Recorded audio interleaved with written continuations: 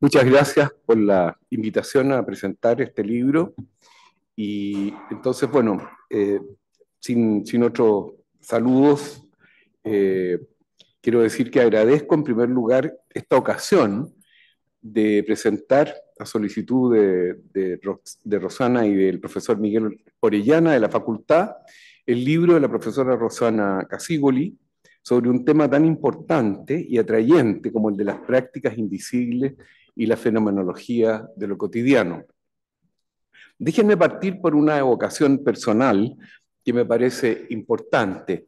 Primero, eh, el recuerdo imborrable de sus padres, de Armando Casigoli, que fue profesor y decano de la Facultad de Filosofía. ¿No se escucha bien? ¿Ahí? Sí, perdón, sí. Fue profesor y decano de la Facultad de Filosofía y Humanidades de la Universidad de Chile hasta el año 1973. Su madre, Magda Salomón, también profesora de filosofía como Armando, y los dos compañeros míos en el departamento de filosofía de la universidad en ese momento. En realidad yo salí un poco antes de la facultad de filosofía para entrar a participar en otro departamento, siempre de la universidad, el departamento de la sede de Santiago Norte. Pero bueno, pero hicimos toda nuestra carrera juntos y ahí en la facultad. ¿Sí? Notables ambos profesores en la Facultad de Filosofía y Humanidades de la Universidad de Chile. Bueno, y como decía, ambos exonerados probablemente en septiembre, no sé exactamente la fecha, de 1973. Su exilio los llevó a México, donde pudieron seguir contribuyendo brillantemente a su trabajo en filosofía. Pero la evocación no termina ahí, porque yo fui exonerado en el 76 y después de trabajar en liceos y colegios, proyectos de investigación, etcétera, conseguí volver a la universidad a fines de los 80, a una universidad privada, la Universidad Andrés Bello, que es la Facultad de Derecho, dirigida por Jaime Ales, y el programa de bachillerato dirigido por Gonzalo Estefani, que abrieron sus puertas a muchos exonerados de la Universidad de Chile, antes que la U, antes que nuestra universidad, que fue bastante después, que nos acogió de nuevo. ¿Sí? Bueno, y entonces, recién en 1996, yo por ejemplo, en el caso mío, pude recuperar mi jornada en la Universidad de Chile. Bueno, y de este grupo formó parte Rosana, y aquí trabajé por primera vez con ella, en la Universidad Andrés Bello, en los años 90, 80 y tantos, 89, 90, por ahí. ¿Sí? Por lo que recuerdo ya en esos años, trabajaba Rosana en antropología y por lo que me resultó muy interesante revisar su libro tantos años después. El texto me ha abierto muchas perspectivas para comprender mejor el tema de las prácticas y el análisis de lo cotidiano que están en el centro del texto, pero no me costó poco trabajo que me abrieran las perspectivas, porque no es un texto que para mí, como profesor de filosofía, haya sido extraordinariamente fácil y directo. Bueno, es un texto de antropología, de antropología, voy a decir, muy vinculada también con filosofía, pero claro, pero el estilo y los autores que ella repite, algunos de ellos para mí eran bastante desconocidos, no desconocidos del todo, pero no estudiados por lo menos. Así que me costó, esto fue el primer desafío, ¿no? Tratar de entender yo mismo, ¿no? El tema central que está en el libro de Rosana. ¿Sí? Ahora, me parece en primer lugar un texto interdisciplinario, ¿sí? De una interdisciplinariedad con dominante antropológica e histórica, diría yo. Y aquí está uno de sus aportes principales en mi caso, ya que trabaja en profundidad a partir de las investigaciones de Michel de Certeau, un antropólogo que no sé si es tan difundido en Chile, pero no puedo decirlo porque no conozco mucho precisamente lo que se trabaja en antropología en Chile, pero bueno. En todo caso, esta orientación en el trabajo de Rosana para mí representa una visión original y novedosa, interesante para mí. Pero hay ciertamente una presencia muy fuerte también, por eso me animé a seguir y no dije, mira, no, no soy competente para presentar este libro. Hay una orientación, perdón, hay una presencia muy fuerte también de enfoques filosóficos. Y aquí quiero partir por destacar los estudios de Umberto Giannini sobre la reflexión cotidiana, de los que Rosana parte y analiza en su argumentación muchas veces. En realidad me gustaría citar aquí también a alguien que probablemente Rosana no conoció, me imagino, no conocí, que es José Echeverría, un filósofo chileno muy próximo a Giannini, que enseñó en Puerto Rico mucho tiempo, y que tiene, uno de sus libros sobre el Quijote especialmente tiene una cierta importancia para el libro de Umberto Giannini, ¿sí? Sobre la reflexión cotidiana.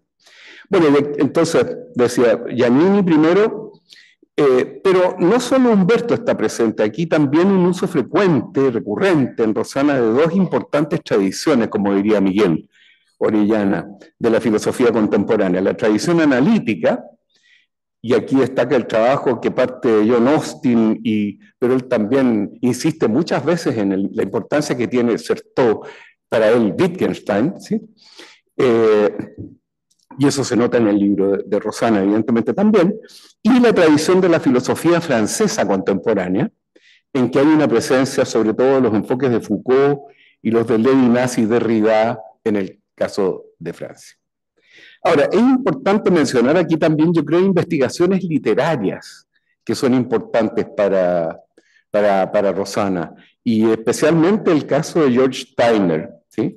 Fuente de muchas de las búsquedas y de los intereses que se ven en el libro de la autora. Ahora, la pregunta importante es cómo usa estas distintas fuentes la autora. Esa es la pregunta difícil para mí también, ¿no? Voy a proponer una hipótesis aquí, ¿no? Y una de estas hipótesis, o sea, una de las respuestas y de hipótesis tiene que ver, claro, cómo entiende Rosana lo que podríamos llamar en un sentido muy amplio la crítica social, en la perspectiva de Michel de Certeau, ¿sí? que es para ella en este libro alguien muy importante. A partir de lo que dice una de las colaboradoras del libro de Certeau, La invención de lo cotidiano, Louise Guiard, texto que recoge muy importantemente también Rosana, el punto de vista de Certeau implica un cambio total de perspectiva en los trabajos de antropología, ya que la invención de lo cotidiano, que es su libro más importante, más conocido, ¿no? Desplazó el interés en la pasividad consumista en el estudio de la cultura hacia el fenómeno de la creación anónima, ¿sí?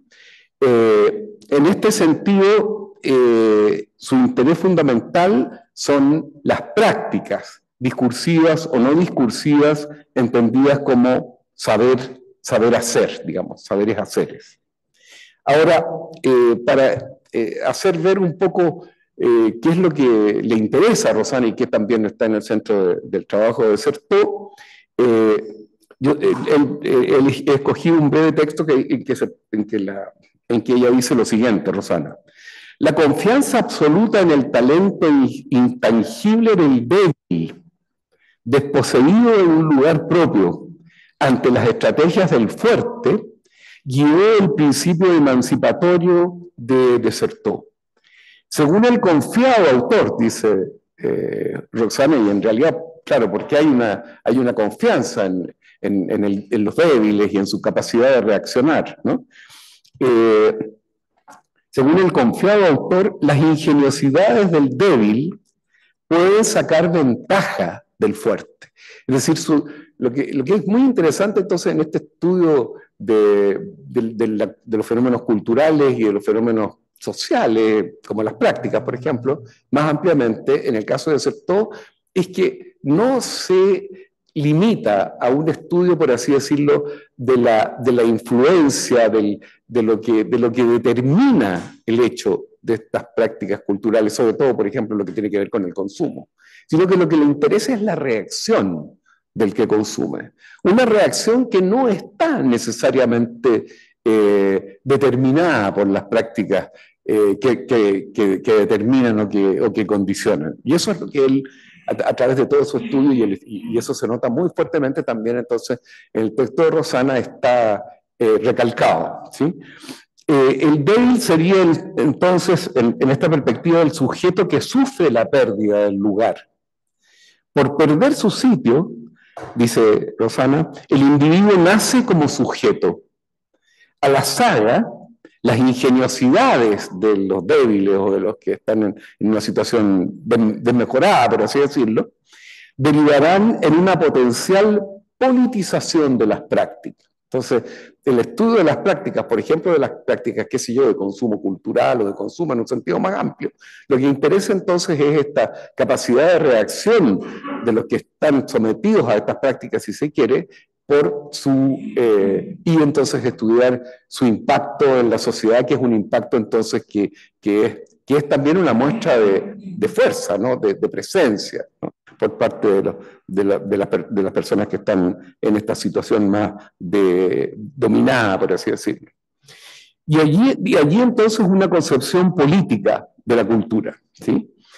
Y entonces esto se ve a lo largo del texto de Rosana, especialmente, por ejemplo, en varios de sus temas.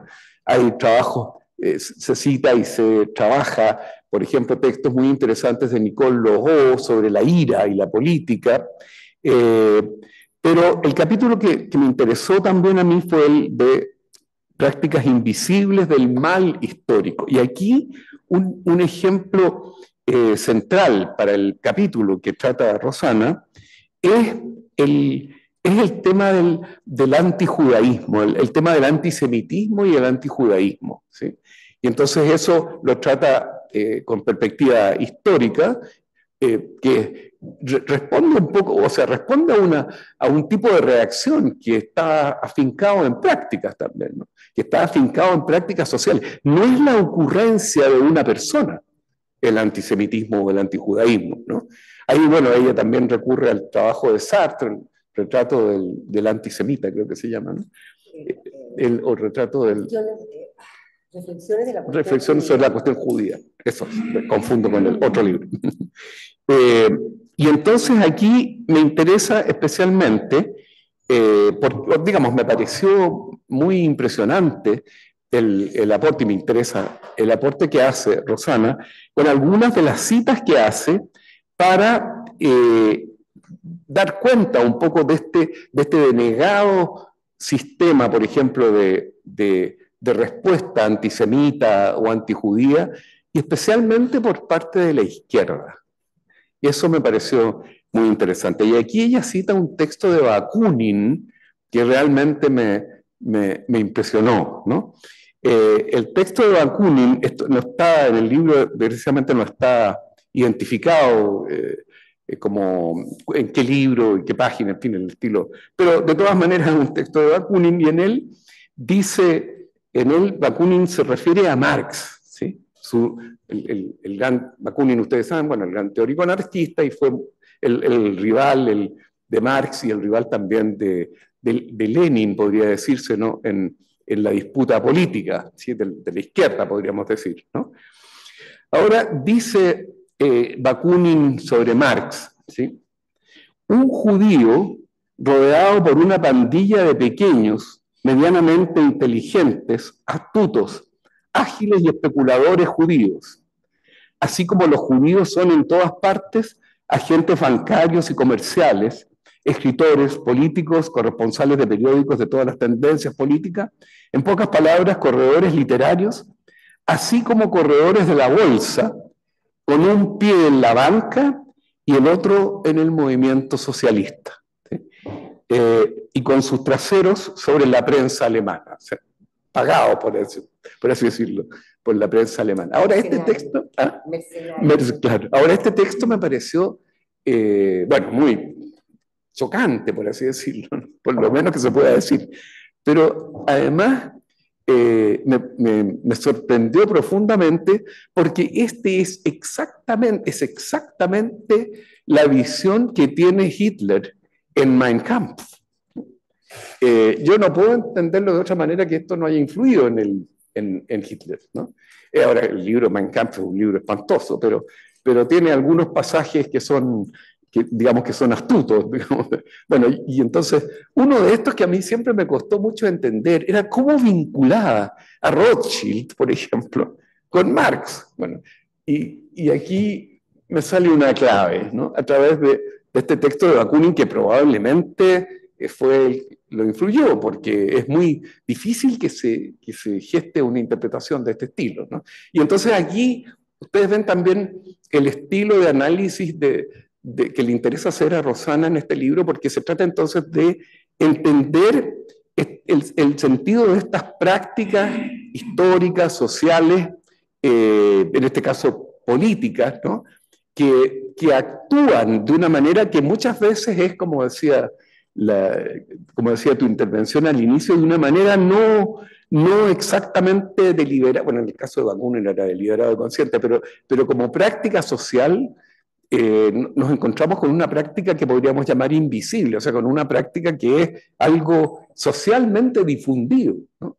Pero que entonces representa una forma de reaccionar, una forma de actuar. No una forma de actuar en este caso como los que preconizaba el estudio de Certeau, de los sectores precarizados, más débiles, que reaccionaban frente a la dominación. Pero es un ejemplo de estas prácticas sociales. Entonces, eso me parece una guía para el libro. Y termino con trabajos que ella, no voy a tener tiempo para citarlos, pero trabajos que ella hace también, bueno, hay un argumento, digamos, más elaborado, yo simplemente lo voy a mencionar, sobre un libro, por ejemplo, de Enzo Traverso, de las formas en que asume el antisemitismo hoy, ¿no? Y cómo esto ha variado según Traverso y cómo Rosana hace ver ahí una discusión con este autor. Pero lo que me interesa más es el fin del libro, y en el fin del libro es donde el último capítulo, que es un capítulo en que se habla de sentimientos morales, por así decirlo, que tienen que ver, claro, también con las prácticas invisibles y con el mal histórico. Pero los sentimientos que se analizan son el fanatismo, la envidia y el arrepentimiento. Y aquí veo entonces, a propósito del título del libro, cómo entonces este estudio de las prácticas, pero tiene también un afincamiento muy serio en lo que uno podría llamar un enfoque fenomenológico, porque eso es lo que veo en estos análisis de Rosana, ¿no? En estos que se refieren a la envidia, que se refieren al fanatismo, que se refieren también al arrepentimiento. Siempre además con ejemplos históricos que son muy, ¿cómo se podría decir? Muy importantes como ejemplos, porque son ejemplos que están profundamente arraigados en la cultura. Por ejemplo, la cuestión del arrepentimiento se trata a través del arrepentimiento de San Pedro y de Judas Iscariote, ¿no? O del acto de Judas. En fin, la envidia se trata también a través de personajes que son importantes en la historia, en fin. Entonces, y ese trabajo fenomenológico sobre esos sentimientos morales, podríamos decir, es algo que también me pareció muy importante en el libro. Yo creo que me pasé un poco en el tiempo, pero me excusan. Sí.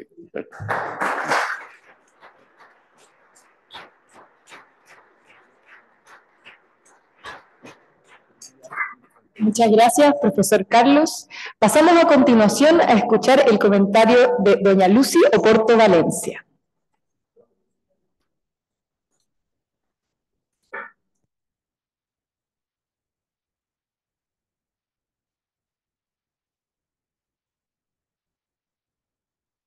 Disculpen, pasamos ahora al comentario del profesor Miguel Orellana Venado.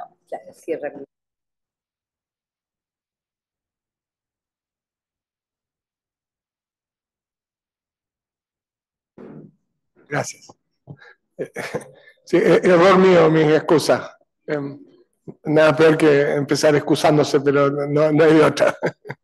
Fue un error mío, porque Lucy venía al final y así estaba programado. Y Yo me expliqué mal, ese es el asunto.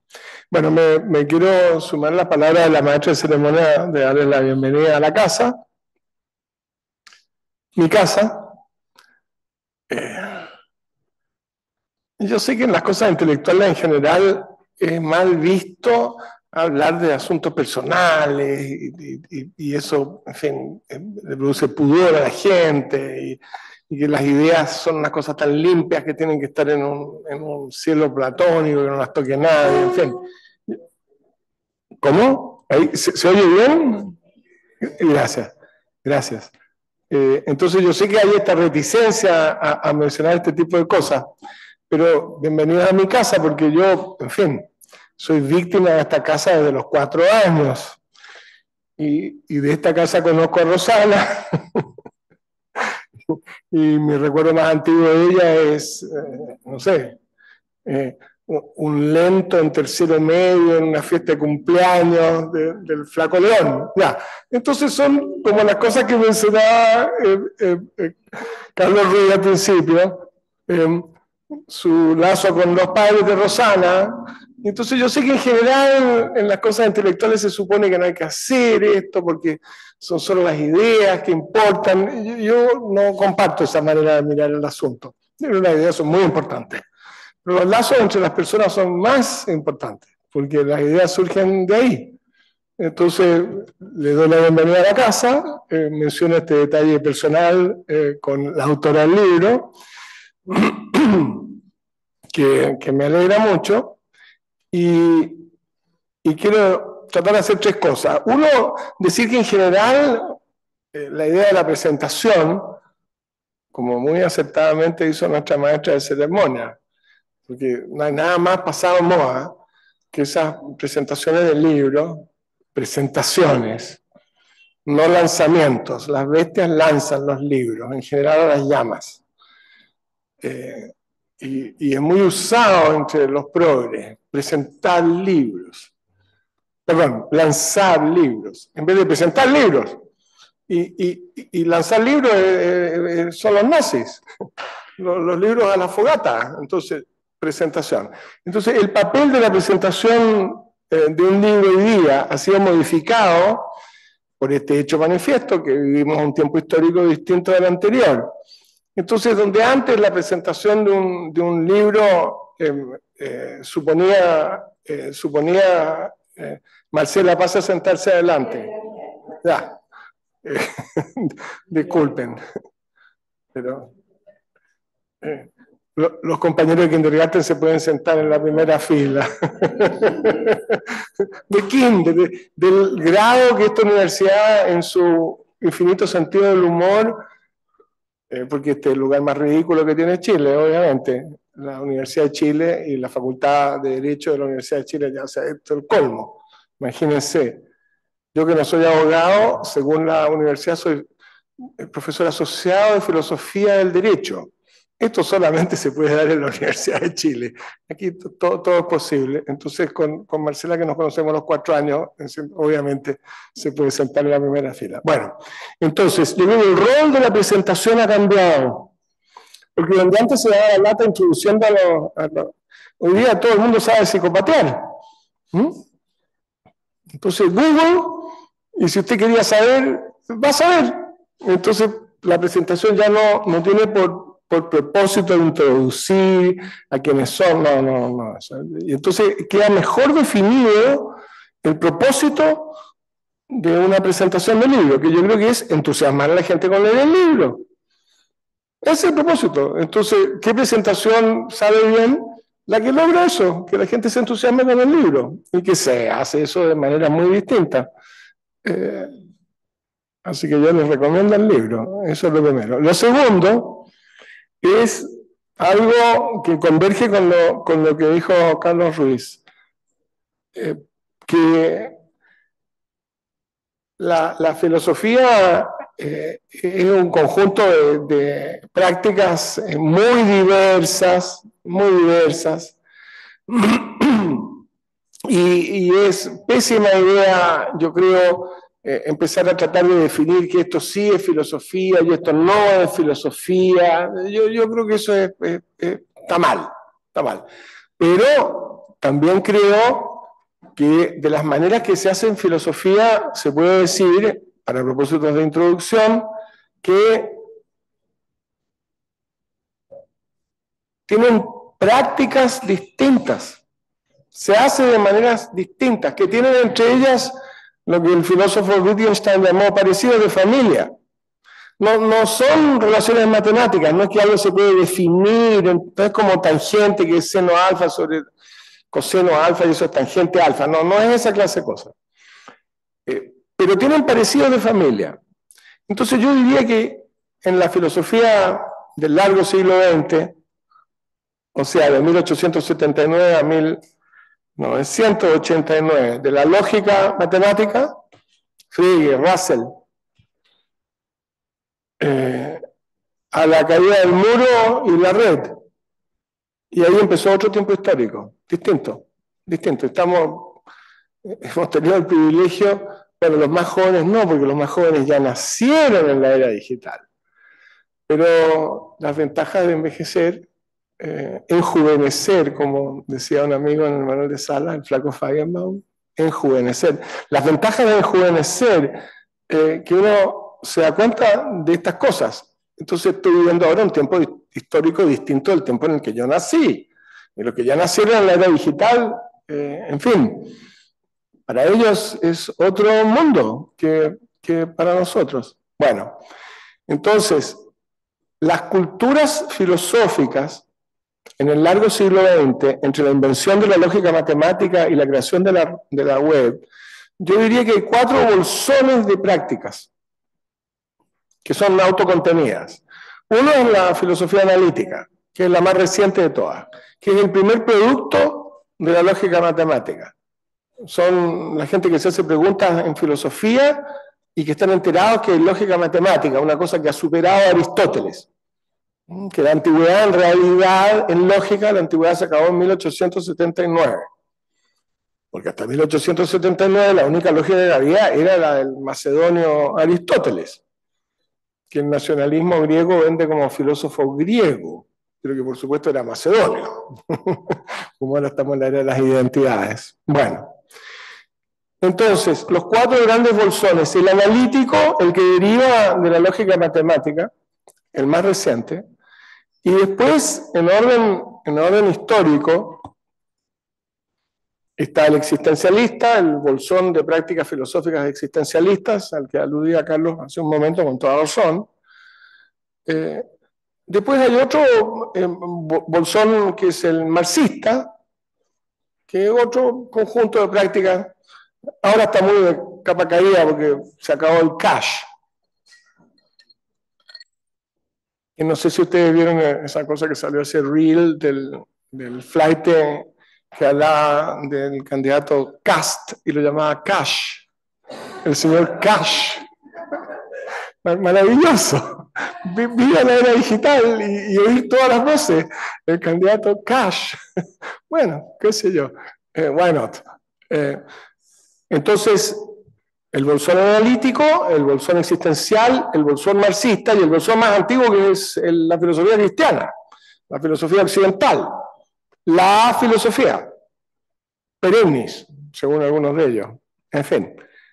Entonces, cuando uno ha sido entrenado en filosofía en uno de esos bolsones, es muy difícil acceder a los productos intelectuales de los otros bolsones. Entonces, a mí el libro de Rosana me fue difícil, desafiante, entretenido, del título de adelante, porque, en fin, ¿quién se resiste a la idea de prácticas invisibles? Que hacemos cosas que no se ven, que no se notan, cosas que solo cuando llega la teoría las ilumina y uno dice, ¡ay, todo eso estaba pasando y yo no me di cuenta! Entonces la idea de práctica invisible del título del libro yo creo que es magnífico. Y la fenomenología de lo cotidiano. Entonces, en la filosofía analítica hay una rosca, que es en la que yo estoy formado. Hay una rosca entre una concepción que es cientificista, que lo máximo es la matemática, la lógica y lo demás son puras tonteras, Y por supuesto, la matemática y la lógica son lo máximo. Sin la lógica matemática no habría Tinder, si me permiten ejemplificar de forma grotesca. No habría Tinder, no habría Cyber Monday, no habría teléfonos celulares, no habría nada de eso sin la lógica matemática, porque la de Aristóteles no se puede hacer computadores. Bueno, y esto que es algo que se supone que las personas educadas debieran saber, no lo enseña ninguna universidad, porque claro, el cambio de época no ha permeado todavía el sistema educacional. Entonces, la dificultad para mí en el libro, Rosana, y el desafío, a ver si me la puedo, que es lo interesante de un producto intelectual, es que está hecho más bien en el bolsón, diría yo, existencialista. Entonces, bueno, obviamente que mi ex tío Humberto, como dicen los judíos, bendita memoria, el ex tío Humberto era un existencialista y es de los filósofos chilenos la principal influencia en Rosana. Entonces, y ese es un bolsón. Pero en la filosofía analítica estaban los cientificistas, que son los positivistas lógicos, el terrorismo lógico, ¿ya? Esa gente. Después están los cotidianistas, que son los que dicen que lo más importante es el lenguaje cotidiano. Y ahí empiezan los parecidos de familia. Porque dicen, esto no es tan analítico, bueno, ¿qué quiere que le diga?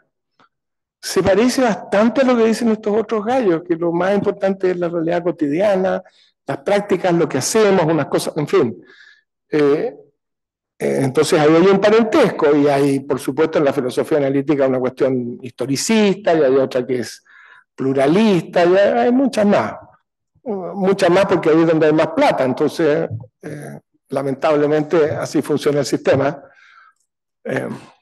Yo, como soy beneficiario de la generosidad de Balliol College, tengo que ser de propaganda al capitalismo porque le dieron una beca a Adam Smith, así que ¿cómo no voy a estar agradecido? Entonces, esta idea de lo cotidiano, el lenguaje cotidiano, no lo científico, y las prácticas invisibles. Entonces, resulta que, ¿quién soy yo para decir qué es filosofía y qué no es filosofía? Es una manera de hacer filosofía muy distinta a la que yo conozco, pero que veo los temas. Y los temas son los de siempre. ¿Cuál es la realidad? ¿Cuál es la realidad?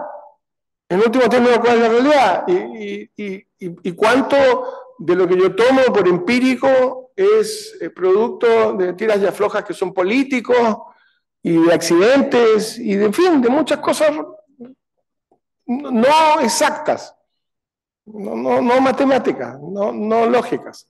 Entonces me resultó muy interesante leer el libro, y lo último que quiero decir es que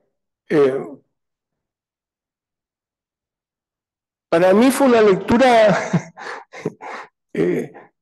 por así decirlo, antropológica, porque era como ir a otra tribu, ¿no? Y entonces ahí están, ya no se puede decir nada porque todos me mandarían a la oficina de no sé qué si digo cualquier cosa, pero ver a estos seres danzando de formas extrañas, ¿ya? Y uno dice, ¿y esto qué quiere decir? ¿Cómo se entiende esto? Y de a poco, en fin, se va mejorando el entendimiento. Fernanda, mira, ahí hay una silla, siéntate. Y de poco se va mejorando el entendimiento de lo que están haciendo estas personas, ¿no? Y cómo las ideas se juntan de una manera distinta a la que uno está acostumbrado. Y a mí eso me parece un gran aporte. Y como no voy a volver sobre lo que dijo Carlos Ruiz, con toda razón, respecto del análisis al final de estos sentimientos, ¿no? Envidia, en fin, de cosas que son muy existencialistas, y después uno dice, dice, son muy existencialistas, ya, porque esos son los existencialistas, y estos son los analíticos. Estos son los terroristas lógicos, y estos son los héroes de la desesperación, y la angustia, y que la vida no tiene sentido, y unas cosas así tremendas. ¿ya? Y después resulta que hay un parecido de familia, ¿no? Y que los temas se reconocen y que las maneras de trabajarlos son distintas, son muy distintas. Entonces, para mí eso fue muy desafiante y muy enriquecedor. Una lectura antropológica, ir a leer lo que escribe otra tribu, ¿no? Y que tiene otras referencias. Yo, por ejemplo, a Desertor solo lo conozco por Rosana, porque en Oxford no se enseña Desertor, ni se va a enseñar, pero eso da lo mismo. Así que muchas gracias, Rosana, y felicitaciones, está muy redondo el libro. Muchas gracias.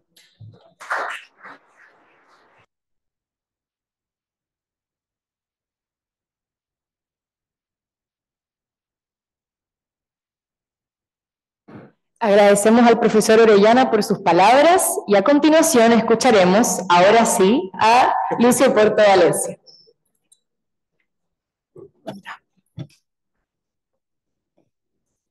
Buenas tardes. ¿Se oye, no? ¿Se oye? Sí, ya. Bueno, mis agradecimientos a Rosana por haberme invitado a presentar este libro y feliz de compartir esta mesa con Miguel y con el profesor Ruiz y con Antonia. Entonces, yo he preparado un texto especial para esta ocasión, intitulado Los padres del desierto y sus prácticas invisibles menospreciadas, comunidad y antimetafísica. Las prácticas invisibles, fenomenología de lo cotidiano, de la antropóloga Rosana Casiboli, reúne ensayos y prosa inédita que desarrolló a partir de su interés constante en las cuestiones efímeras y cruciales de la práctica y la acción gregaria.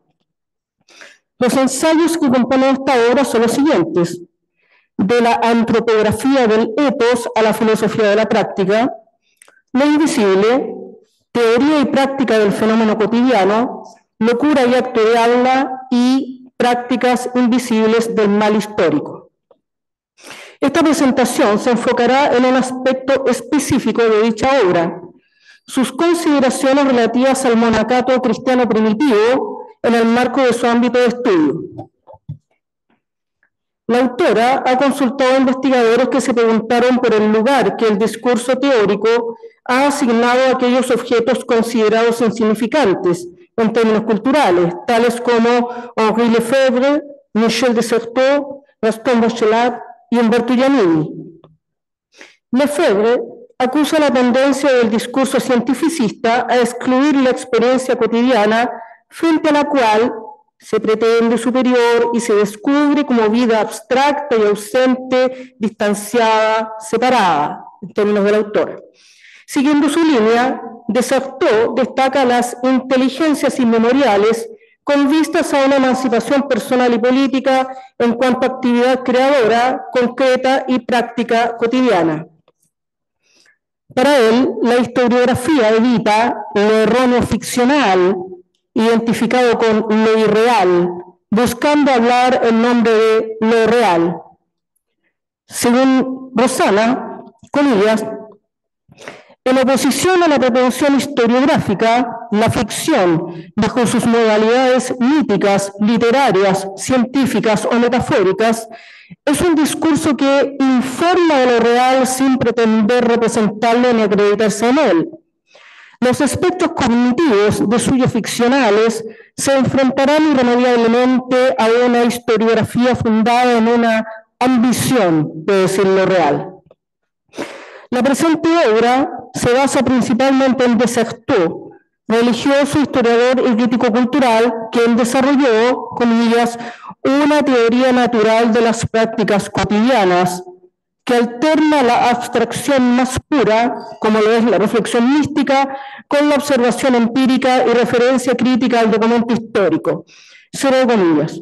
Desertot buscaba poner de relieve las maneras de hacer mayoritarias y decisivas en la vida social, pero que a menudo fueran solo a título de vestigios e inercias de la producción sociocultural.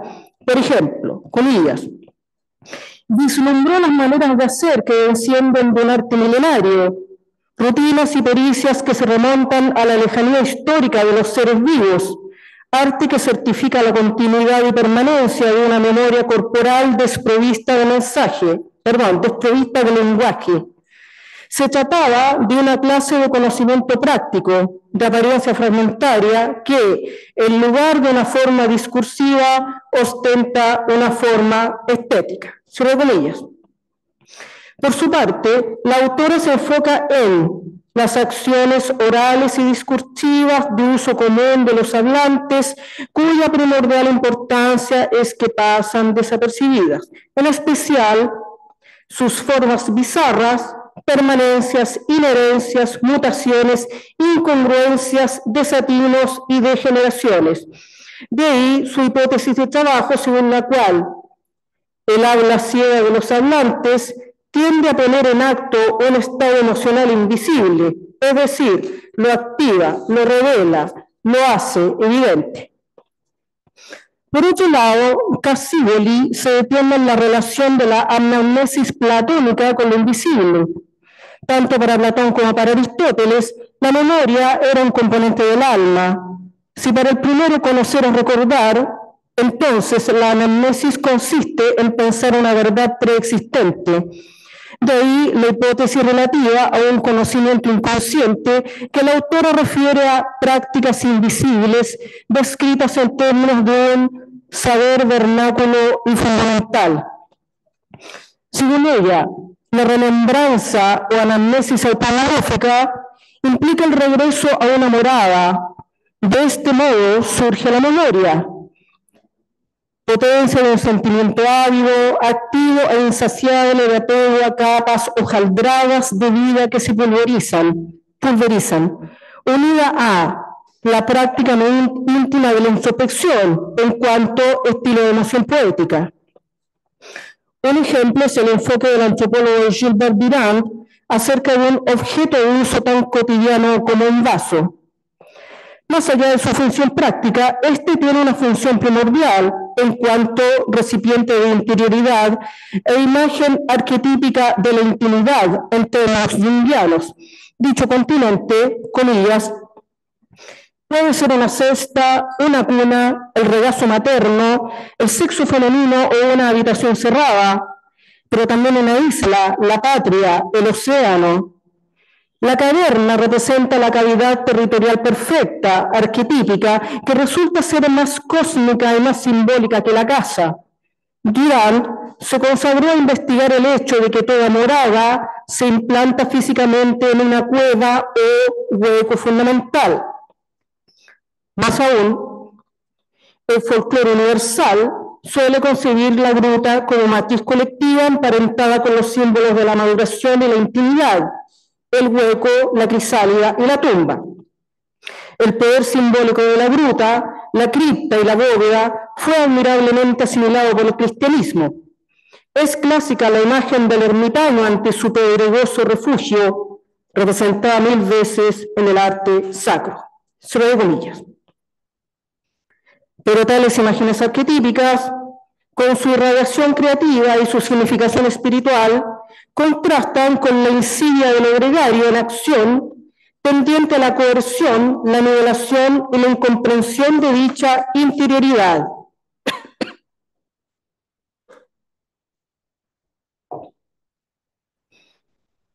Así, en el marco de sus consideraciones acerca de lo cotidiano y la condición gregaria, la autora aborda la locura en relación con el contraste entre el aislamiento de los padres del desierto y la multitud indiferenciada.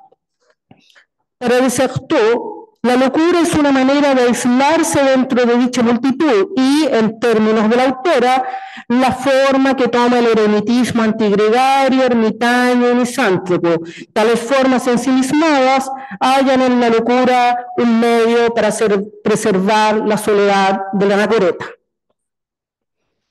El autor se basa en la historia lausíaca de Paladio de Galacia. Esta aborda los inicios del monacato cristiano en Egipto en el siglo IV, cuando el cristianismo se convirtió en la religión oficial del imperio. Relata la historia de los santos padres, monjes y anacoretas que vivieron en el desierto, incluidas las primeras comunidades cenobíticas fundadas por San Pacolio. Desartó se enfoca en la historia de la loca o la idiota que vivía en un convento cercano a Panópolis. Palladio la describe como una virgen que simulaba la locura y el demonio. En términos de Rosana, Salé es mendiga, muestra Desartó, una suerte de resto sin fin. Ella entera representa una cosa no simbolizable que resiste cualquier sentido. Según él, es un objeto de repugnancia que sostiene la atracción íntima de todas sus compañeras. Otro monje descubre por medio de un sueño que es una madre espiritual. Él intenta liberarla, pero ésta prefiere permanecer en la abyección sin lenguaje y, al ser reconocida y valorada por sus compañeras, abandona el convento. En este punto, cabe preguntarse, primero, si la descripción en términos de eremitismo antigregario, ermitaño y misántropo, como forma ensimismada que encuentra en la locura un medio para preservar la soledad de la anacoreta, se refiere al monacato primitivo en su conjunto o no. Y segundo, si la interpretación conforme la cual aquella mujer sin nombre y con conducta desorbitada sostenía la abyección íntima de su comunidad, no hace sino revelar un menosprecio profundo de Desartó por la vida monástica originaria, degradando así sus prácticas invisibles, incomprendidas, deformadas y reducidas a una forma de degeneración. En efecto, aquella virgen estaba o no loca. ¿Por qué Palladio la describe como una simuladora? ¿Por qué su presencia vendría a revelar una supuesta verdad repugnante de su comunidad? ¿Qué tiene que ver esa descripción con el título eminente de madre espiritual? ¿Se retiró del convento porque ya no resistía a su propia impostura? La situación descrita por Palladio en su historia lausíaca, aquella virgen presentada como estropajo del convento y chivo expiatorio de una comunidad que la odia, ajena ya a toda piedad y misericordia, pareciera más bien señalar un proceso de decadencia del monacato cristiano desde dentro, dado por el desplazamiento del eremitismo y anacoretismo a la vida en comunidad, con sus pretendidos prestigios frente a los rigores de la vida solitaria y consagrada de los primeros monjes del desierto. Otro asunto discutible es cierta insistencia en la ausencia del lenguaje como un hecho consumado y al parecer irreversible. El habla ciega que tiende a poner en acto un estado emocional invisible revelándolo. La presencia de una memoria corporal desprovista de lenguaje que se expresa estética y no discursivamente, asociada por Desartó a un acto milenario. Y la descripción de la loca, referida por Palladio en términos de una cosa no simbolizable que prefiere permanecer en la abyección sin lenguaje. Esto trasunta una limitación preestablecida y arbitraria, así como una renuncia al desarrollo de la capacidad cognitiva y sus posibilidades inesperadas, cuya concienciación exige un esfuerzo interior sostenido. Pero si la imagen es un conjunto de formas y figuras dotado de unidad y significación, entonces una configuración en imágenes en todo el espectro de la percepción también es una forma de pensamiento y, en consecuencia, un tipo de lenguaje. Por consiguiente, que ciertas prácticas referidas en esta obra no se expresen necesariamente en el lenguaje discursivo, esto es, relativa a la facultad racional, no implica que carezcan de pensamiento y lenguaje. Aquellas pueden manifestarse a través de movimientos, gestos, sonidos, objetos, imágenes y símbolos entrelazados en el conjunto de la vida humana concretamente situada. Tal situación presupone ya un lenguaje distinto, corporal o sonoro, por lo pronto, como en la danza, la música y la poesía. Estas han tenido una importancia crucial en el ámbito ritual desde épocas remotas. En esa esfera arcaica se originó el arte al modo de una anamnesis y de un conocimiento inconsciente en términos de la autora, más bien en la línea de aquel saber absoluto que Jung atribuía al inconsciente colectivo en cuanto a herencia psíquica de la humanidad. Por lo demás, dicho lenguaje también contempla realidades inefables, esto es, que no pueden ser llevadas a conceptos, aunque sí rodeadas a través de las imágenes y sus configuraciones en busca del fondo de lo real, cuando el lenguaje discursivo muestra sus límites. Pero un esfuerzo tal exige otras herramientas exegéticas que permitan descifrarlas, así como una ampliación de la capacidad de conciencia, y no una renuncia al pensamiento, ni a la búsqueda de otros lenguajes que den cuenta de la realidad, ni a la búsqueda de la verdad, ni al conocimiento de suyo inagotables. En consecuencia, es necesario volver a la imagen clásica del ermitaño ante su refugio arquetípico, representada 1000 veces en el arte sacro, señalada por Rosana. A propósito de esta, y en contraste con el relato en torno a la Virgen de Palladio, una versión elevada, reflexiva y dotada de lenguaje que expone el trasfondo filosófico y teológico de tales prácticas invisibles es la de Evagrio Póntico, el más ilustrado de los monjes del desierto y uno de los maestros de Palladio. Su tratado práctico aborda la practiqué, una de las 2 etapas de la vida espiritual, cuyo término es la ciencia de Dios. Para Evagrio, influido entre otros por Orígenes de Alejandría, los padres capadocios y Filón de Alejandría, este concepto describe el método espiritual que purifica la parte pasional del alma. Su fin es la apatheia, la impasibilidad, entendida como condición y vía de acceso a la gnostiqué, la ciencia espiritual. Esta última abarca la contemplación de las naturalezas creadas, correspondiente a la física, y la ciencia de Dios, correspondiente a la teología. La apatheia era parte del ideal estoico de sabiduría, cuyo objeto era liberarse de las 4 pasiones fundamentales: tristeza, miedo, deseo y placer. Para los estoicos, las pasiones eran las enfermedades del alma, mientras que la impasibilidad era su cura. Por eso, Evagrio la describe como salud del alma. Según él, la apatheia era la flor de la practiqué, pues aquella era la meta de su ejercicio. Dicho tratado no estaba dirigido a los cenobitas, que no vivían en comunidad, sino a los monjes que habían adoptado la vida anacorética, o al menos semi-anacorética, como la que se practicaba en las Quilia, las celdas, centro monástico de los desiertos de Egipto, donde vivió Evagrio. Para él, la practiqué tenía una naturaleza principalmente moral y religiosa, en orden a la búsqueda de la visión de Dios. De ahí que aplique el término practicós al monje anacoreta, esto es, aquel que se ha retirado del mundo, renunciando a ocuparse tanto de los asuntos humanos como de asumir funciones activas en la Iglesia. En consecuencia, la practiqué implicaba una anacoresis previa ya establecida, la gisigía. En este contexto, dicho término significa tranquilidad, descanso, calma, reposo, por oposición a toda agitación física o moral. Asimismo, silencio, quietud y soledad, retiro solitario, lugar apartado. Ahora bien, la practiqué consistía esencialmente en la lucha contra los pensamientos, los logismoi. El tratado práctico analiza los 8 pensamientos principales, también llamados 8 vicios malvados y antecedentes de los 7 pecados capitales establecidos siglos más tarde. Aborda su origen, sus caracteres respectivos y los remedios apropiados para cada caso.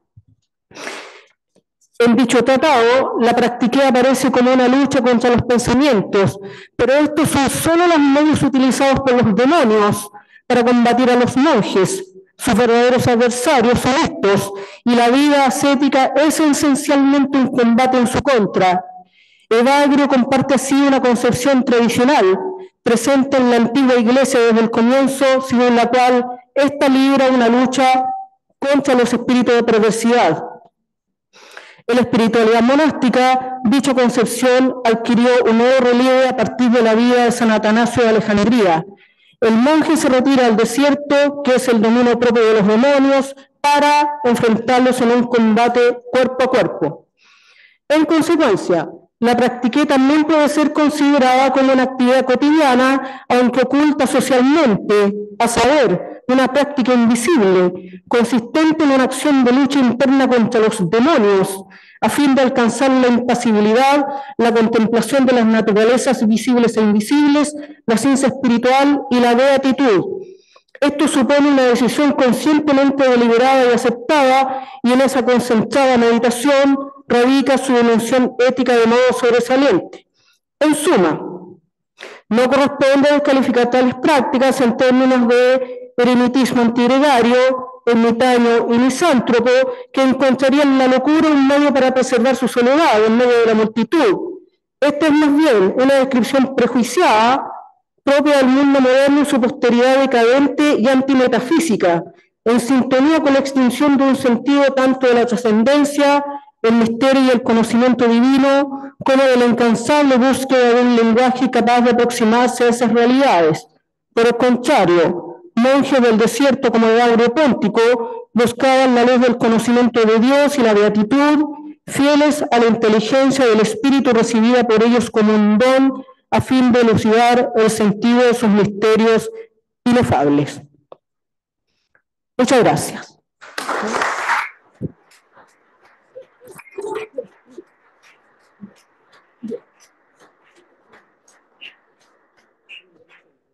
Gracias. Muchas gracias, doña Lucy. Y bueno, un aplauso a todos los expositores por esta gran presentación.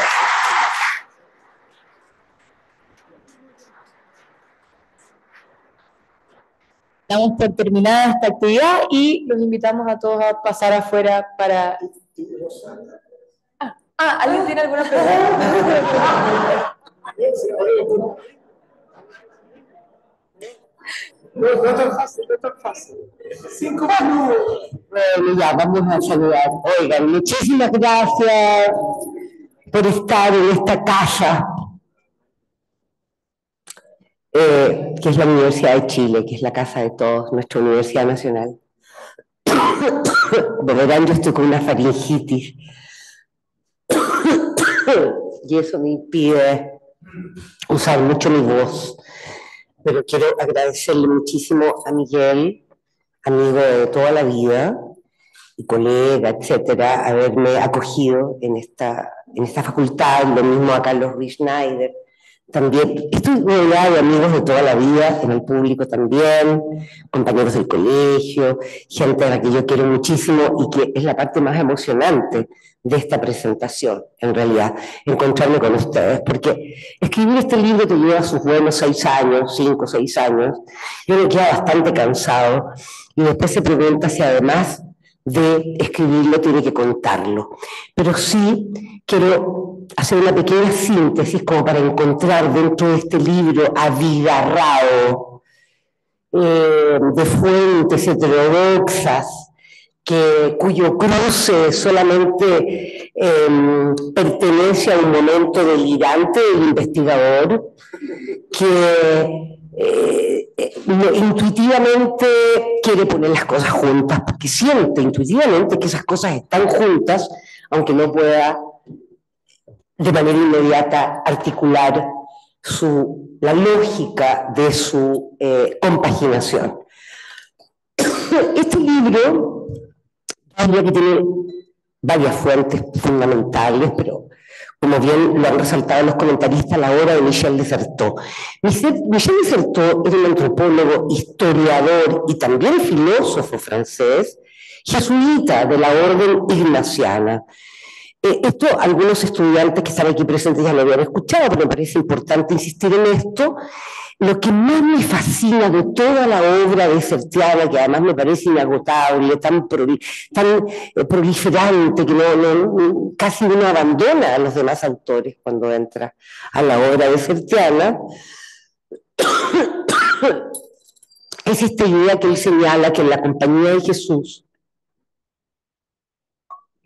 y sobre todo en la concepción de Ignacio de Loyola, la comunidad no es algo cerrado que contiene un sentido, sino que se entiende más desde su desbordamiento. Por lo tanto, la compañía, esto, Michel desertó, digamos, su opinión, la compañía es un lugar, es la única concepción de una comunidad que a mí me ha convencido, porque es la idea de un lugar donde se puede entrar, transitar y salir tan amistosamente como se llegó a ella. Entonces esto ya modifica mucho el tema de la pertenencia, el tema de... Esto no tendría que ver, por ejemplo, con el paradigma de las agendas y todo eso, no, eso es ya es una decadencia, ¿no?, de el experimento de reunirse para una dilucidación común de la realidad. Practicar esta jabruta, que es una palabra en hebreo que significa justamente...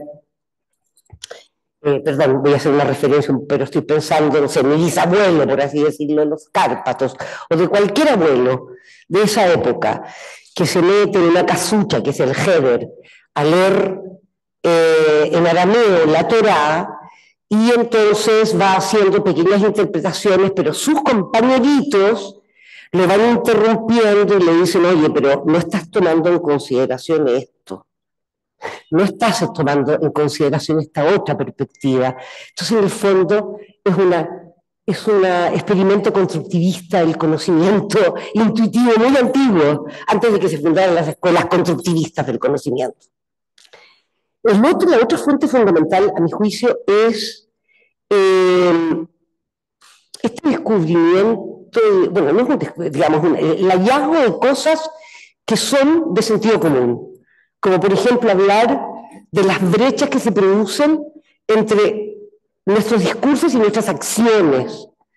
Entonces, es bien importante esto porque otra de las fuentes fundamentales de las prácticas invisibles no es ni más ni menos que la tesis 11 de Feuerbach, donde está la definición de lo que es una praxis, en el fondo, ¿no? Es decir, la praxis como una acción, digamos, transformadora que se produce desde la producción de un sentido, pero que el primer sentido que produce la praxis es la autocrítica, es la reflexión sobre el propio quehacer, no es la crítica al otro, no es la crítica como crítica a un paradigma, sino más bien crítica a mis propios procesos mentales, con los cuales arribo a conclusiones, revisar las operaciones que realizo y si voy más lejos, ¿cuál es el régimen ético de esas operaciones mentales o de esos procesos a través de los cuales llego a ciertas conclusiones? No estamos siempre reflexionando sobre el régimen ético de nuestras prácticas, lo cual es muy malo. Nos ha ocasionado muchísimos problemas. Es decir, la política ha fracasado fundamentalmente justamente por la falta de poner en jaque, de aprender a poner en jaque nuestros propios procesos mentales y lo que estamos produciendo con ellos, ¿no?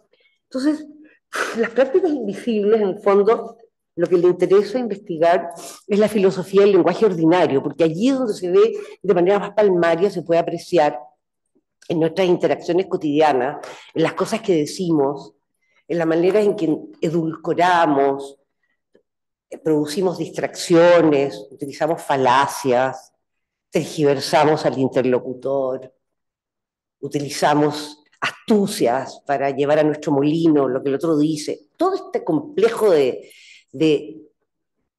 producciones de experiencia que no son capitalizadas por el discurso, por eso son invisibles también, porque pasan inadvertidas, se remueven rápidamente, son decisivas en la construcción de una cultura común. Entonces, por mucho que estemos tratando de buscar luces donde hay faroles, mientras no arreglemos esa conexión mayor con nuestros propios decires, con las cosas que decimos, con la manera en que lo articulamos, porque allí sí hay una complicidad con el mal histórico, no es un mal metafísico, es nuestra pequeña contribución al caos de la convivencia y de la coexistencia, es nuestra propia contribución al fracaso, digamos, de la humanidad como una experiencia tan inmensa y grandiosa e infinita como pequeña, cotidiana y aparentemente intrascendente. Entonces, una filosofía del lenguaje ordinario, entendiendo lo ordinario como lo común, como lo de todos los días, cuando no pasa nada, y sin embargo nosotros estamos hablando, ¿no?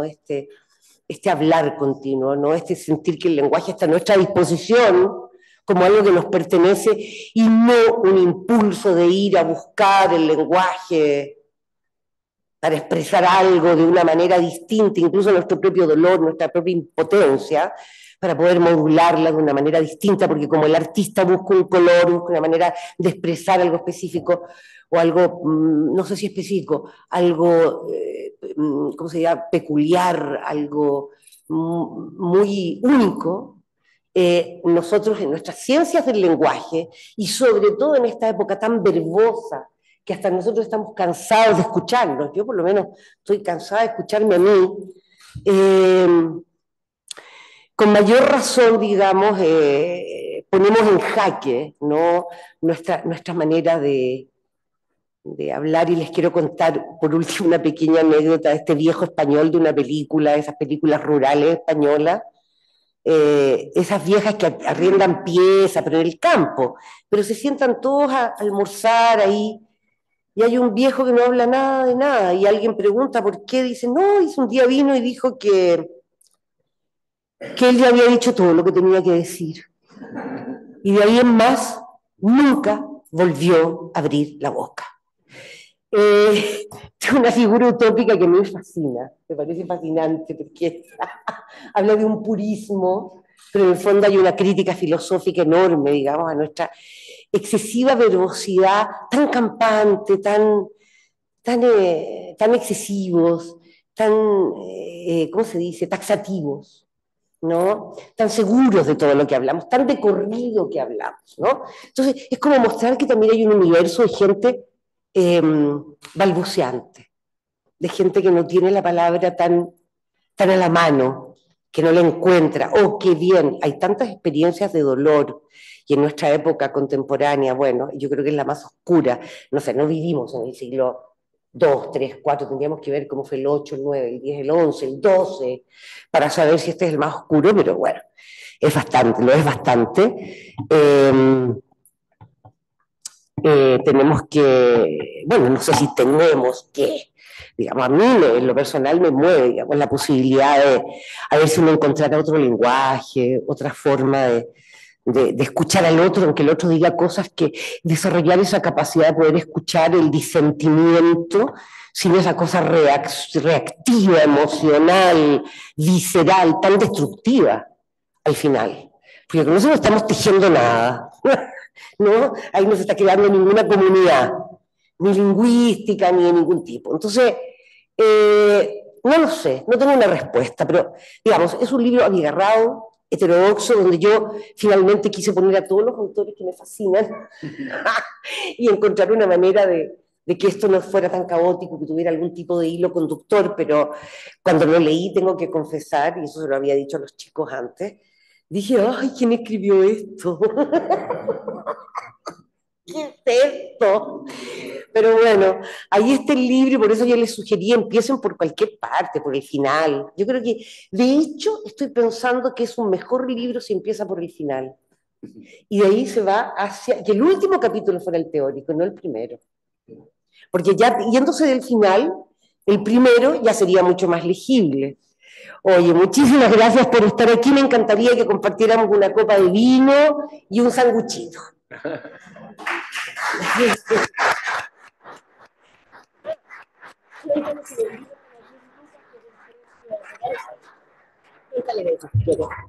Porque no llega a Chile.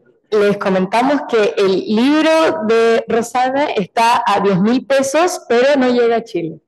¿No?